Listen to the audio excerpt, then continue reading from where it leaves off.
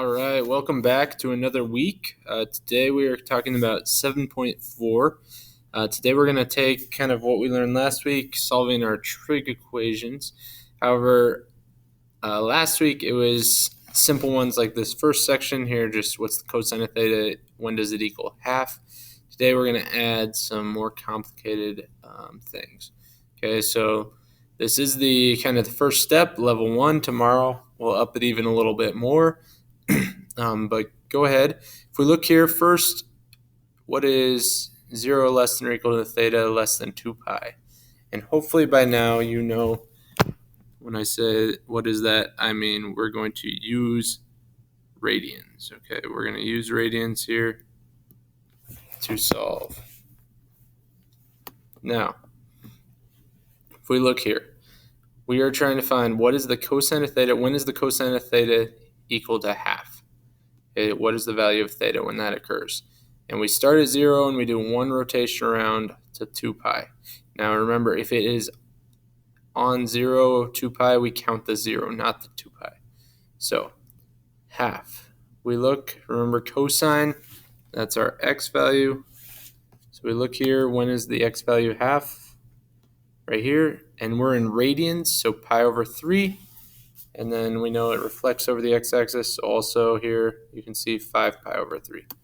So those are our two answers. So when theta is pi over 3 and 5 pi over 3. All right, our next one. The tangent of theta equals to square root of 3 over 3. So if we look here, square root of 3 over 3 occurs right here at pi over 6. We can go right across because it's 180 to square root of 3 over 3. It's going to be at 7 pi over 6. So those are our two answers. So pi over 6 and 7 pi over 6. And the last one, when does the sine of theta equal -1? Remember, sine is our y. And on this with tangent, remember that's y over x, but we've already found tangent on our unit circle. So where is the y value -1? Now this one's a little unique in that there's only going to be one answer. The only spot where the y value is -1 is right here at 3 pi over 2. That's the only spot. There's just one answer.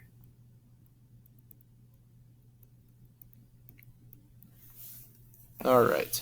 So that was hopefully a review. We did that last week on Monday. Today now we're kind of easing in a little bit more. What if sine or cosine, there's other stuff over there? So the first thing we need to do is get sine, cosine, or tangent by itself. So for example, here in example 4, 2 sine theta equals -3. What we need to do here to get it by itself, just divide by 2. That'll cancel here.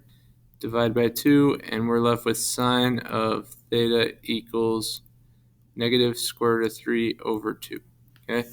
At this point, all we have to do is same thing we did up above. Where is the y value? -square root of 3 over 2.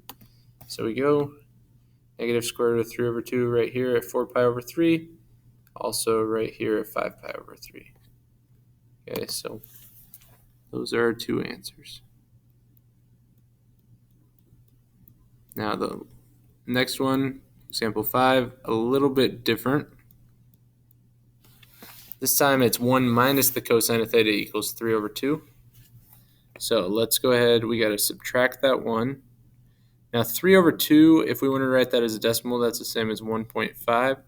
So if we subtract 1, we're going to have negative cosine theta equals, now 1.5 minus 1, that'll leave us with 0.5 or 1/2, whatever way you want to write it. And now to get cosine theta by itself, we got to divide by -1. So if I do that to one side, do it to the other, I'll get cosine of theta equals -1/2. Okay, now we're just about done. All we got to do now is look, where is the x value equal to -1/2. So we go here, x to -1/2, we know that's left. Right here at 2 pi over 3, and then also at 4 pi over 3. That's where our x value is negative half. So 2 pi over 3 and 4 pi over 3.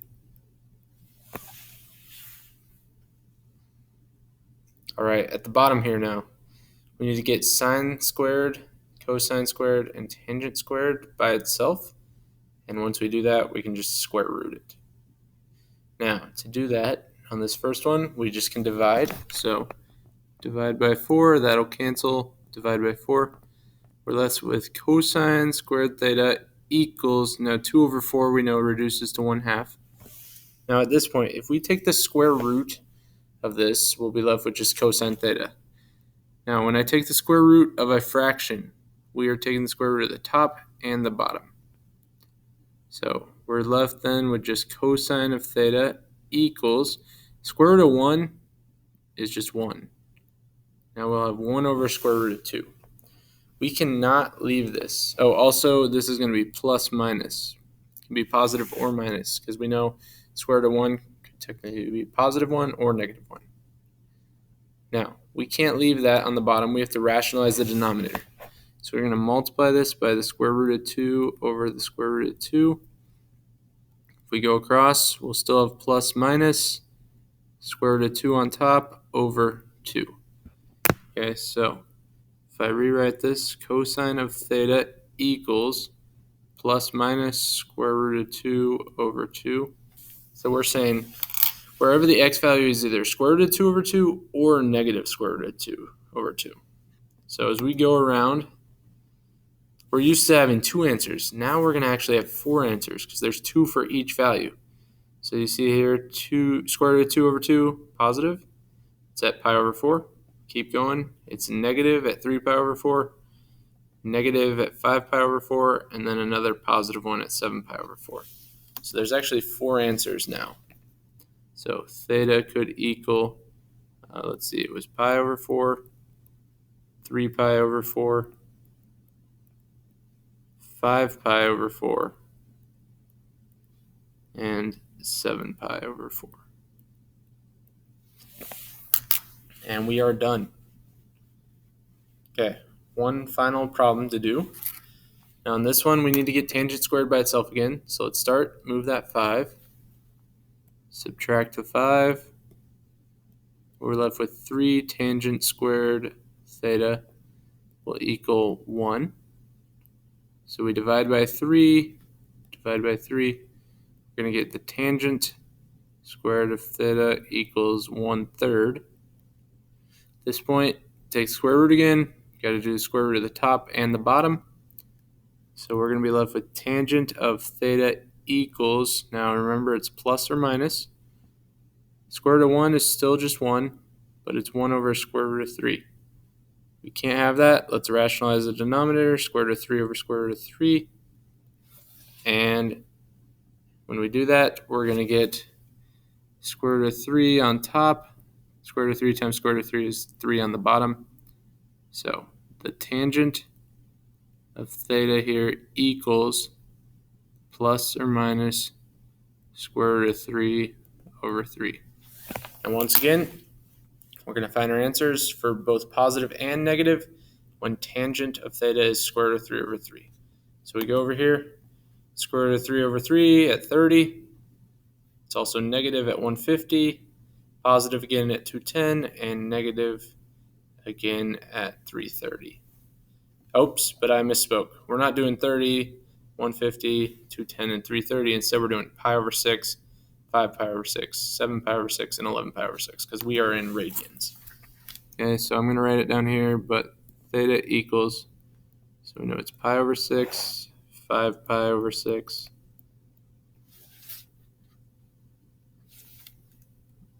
7 pi over 6, and 11 pi over 6. All right, that's all for today. Go ahead and try the delta math. There's a few problems to do. If you need any help, please reach out, and I hope you guys have a great day.